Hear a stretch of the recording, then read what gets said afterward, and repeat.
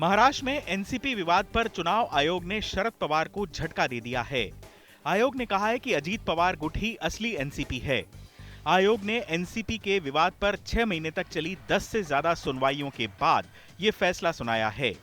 आयोग ने अजीत पवार को एनसीपी का नाम और निशान भी दे दिया है।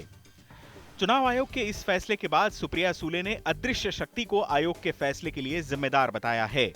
वहीं पवार गुट के जितेंद्र आहवाड़ ने कहा है कि उनको पहले से ही अंदेशा था कि आयोग का फैसला अजीत पवार गुट के पक्ष में आएगा।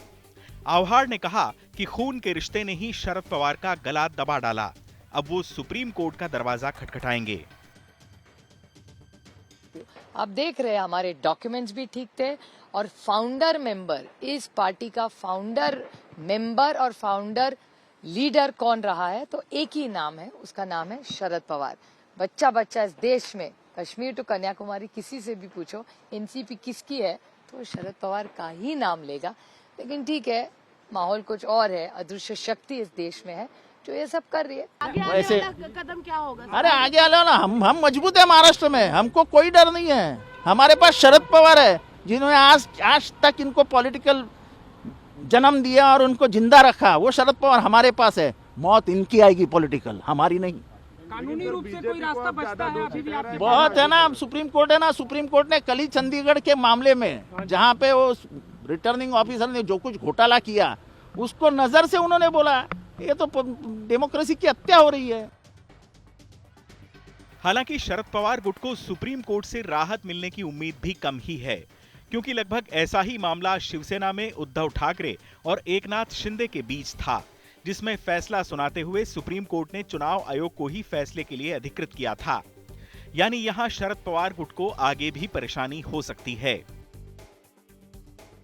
10 से ज्यादा सुनवाइयां हुई, अब 150 से ज्यादा पन्ने का फैसला आया है, जिसमें आयोग ने कह दिया है कुछ वैसे उसी अंदाज में कि तमाम गवाहों की, वकीलों की जिरह और गवाहों के बयानात के बाद ये आयोग इस नतीजे पर पहुंचा है कि राष्ट्रवादी कांग्रेस पार्टी यानी नेशनलिस्ट कांग्रेस पार्टी का नामो निशान अब अजीत पवार के हवाले कर दिया जाए। शरद पवार गुट के पास अब एक ही उपाय रह गया है कि वो सुप्रीम कोर्ट जाएं और जाकर ये बताएं कि उनके साथ निर्वाचन आयोग में नाइंसाफी कहां और कैसे हुई है। फैसले के बाद अजीत पवार गुट में खुशी की लहर है। पार्टी के कार्यकर्ताओं ने आयोग का फैसला सामने आने के बाद जमकर जश्न मनाया।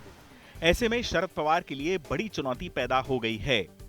चुनाव आयोग के फैसले के बाद अब एनसीपी विधायकों की अयोग्यता पर महाराष्ट्र विधानसभा के स्पीकर राहुल नार्वेकर का फैसला केवल औपचारिकता रह गया है।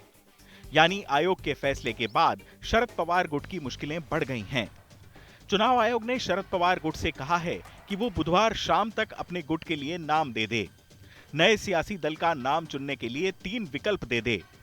अगर शरद पवार गुट ये करने में नाकाम रहता है तो उनके विधायकों या सांसदों को निर्दलीय मान लिया जाएगा। देखिए, हम लोकशाही में किसी भी फैसले का आगे चैलेंज कर सकते हैं। हो सकता है कि कल इसका चैलेंज सुप्रीम कोर्ट या हाई कोर्ट या कहीं भी करने की कोशिश की जाए। उसका हमारा उसमें कोई किसी को कहना नहीं है।